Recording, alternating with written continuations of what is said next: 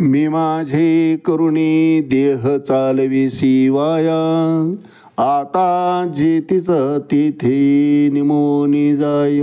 ऐसे की जे देवराया, जव जव गोड तव तव जाड जाड गोड दोन्ही नको रैया. माऊली ज्ञानेश्वर महाराज की जय. नित्य उठोनिया खावयाची चिंता, आपुल्या त्या हिता नाठवीसी. जननीचे पोटी जन्मलासी जेव्हा, चिंता तुझी तेव्हा केली तेने. चातका लागी मेघ नित्य वर्षे, तो तुझ उदास करील केवी. पक्षी वनचरे आहेत भूमीवरी, तया लागी हरी उपेक्षिण. तुका म्हणे भाव धरून राहे चित्ती, तरी तो श्रीपती उपेक्षिणा.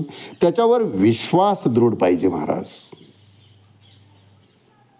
ज्याला बोलता येत नाही, चालता येत नाही, हालता येत नाही, त्याच्याही अंतिम श्वासापर्यंतच अन्नाची व्यवस्था, आहाराची व्यवस्था भगवंताने केलेली असते महाराज. उगीच आपण चिंता करतो, नित्य उठून या खावयाची चिंता. अरे फक्त खाणं, विहार करणं हेच फक्त या जीवनाचं सार्थक नाही आहे. खरं सार्थक आपलं हित कशात आहे त्याचं चिंतन करण्यात आहे आणि तसं वागण्यात आहे. जननीचे पोटी जन्मलासी जेव्हा, चिंता तुझी तेव्हा केली तिने. बाळ जन्माला आलं की आईच्या स्तनामध्ये दुधाची निर्मिती त्यानंच केली की हो. त्या जीवाची काळजी आहे म्हणूनच ते केलं ना. वाढवी श्रीपती सवे दोन्ही. बाळकाची भूक जशी वाढते तसं आईच्या स्तनातलं दूधही वाढत जातं महाराज. चातका लागी मेघ नित्य वर्षे, तो तुझं उदास करील कैसे. त्यानं जन्माला घातलाय ना, मग सर्वस्वी जबाबदारी त्याची आहे. तो ते पार पाडणार आहे, त्याच्यावर विश्वास तर ठेव.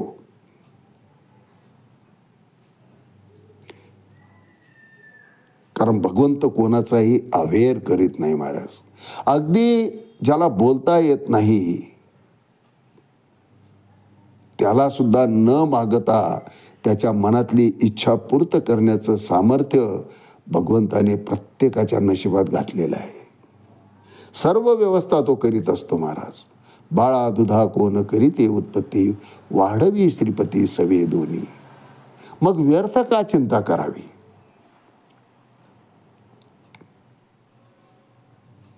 उपलब्ध आहे त्या साधनातून समाधानानं जगायचं शिकता आलं पाहिजे महाराज. कारण जे आमच्या योग्य आहे ते भगवंताने दिलेलं आहे. म्हणून प्रासादिक स्वरूपानं प्रत्येक क्षण जीवनाचा घालवता आला पाहिजे.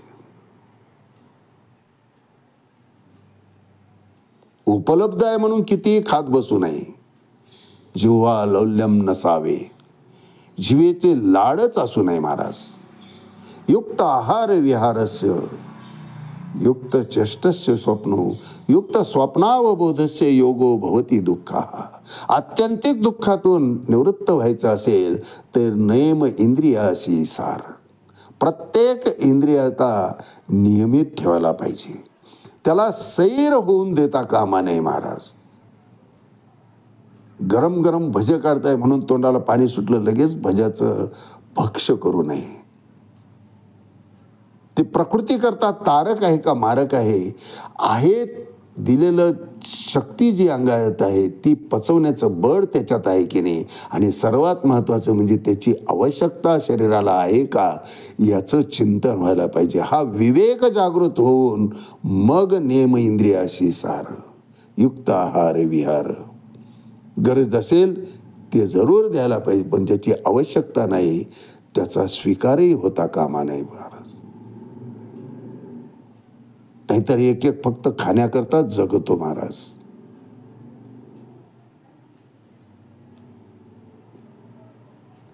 किंवा एक एक उपवासामध्येच धन्यता मानतो. अरे किती उपवास करावा. उपवासाचं चिंतन जर होत असेल, पोटात काही नाही, पोटात काही नाही, मला काही बळ नाही, मला उठता येत नाही, मला बसता येत नाही, निरंकार उपवास आहे, कशा करता. तुका म्हणे ऐसे कासया करावे, देहाशी दंडावे वावगाची. जे सहन होत नाही त्या मार्गाला जीवानं जायचं कशाला. आणि त्या मार्गाला जाऊन जर भगवंताचं मुख्य नामस्मरणच जर पाठीमागे राहत असेल तर त्या उपवासालाही काही अर्थ नाही. उपवास भगवंताच्या सहवासात राहावं त्याला नाव उपवास आहे. आपले चिंतन श्रीमद भगवद्गीता आत्मसंयम योग अध्याय 6 श्लोक 16. नात्यश्नतस्तु योगोस्ति न चैकांत मनस्निता न चाति स्वप्नशीलस्य जाग्रतो नैव च अर्जुन.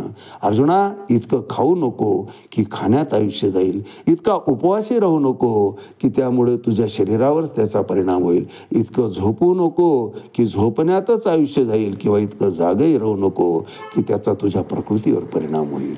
नात्यश्नतस्तु योगोस्ति न चैकांत मनस्निता न चाति स्वप्नशीलस्य जाग्रतो नैव च अर्जुन. मग युक्त आहार विहार, जे सोसल तेच तू करत, जे प्रकृतीला मान्य असेल त्याचाच तू स्वीकार कर. आणि यावर भाष्य करताना माऊली 346 क्रमांकाच्या ओळीत म्हणतात, अथवा आग्रहाची ये बांधोळी क्षुधा तृषा कोंडी आहारा ते तोडी मारोनिया.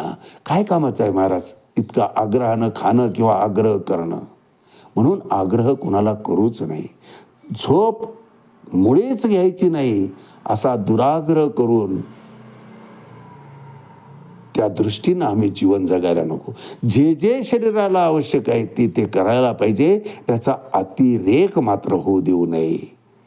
अथवा आग्रहाची बांधोळी क्षुधा तृषा कोंडी आहारा ते तोडी मारोनिया. अर्थात दुराग्रही होऊन त्या आवेशात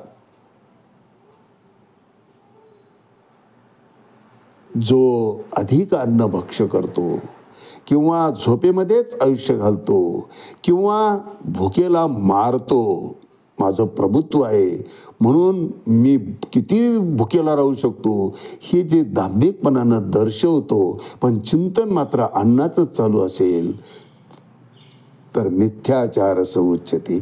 हे आचरणच भगवंताला मान्य नाही.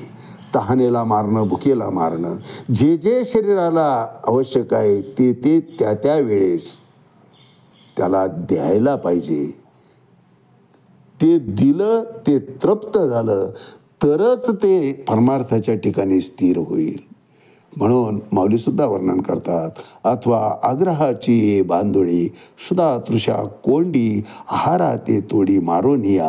असं जीवाला मारून जगण्यात काहीही अर्थ नाही. आज याच ठिकाणी थांबूया.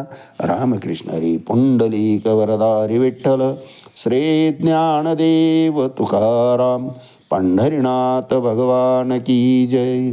माऊली ज्ञानेश्वर महाराज की जय. जगद्गुरु तुकाराम महाराज की जय. शांती ब्रह्म एकनाथ महाराज की जय. आदि शक्ती मुक्ताबाई की जय.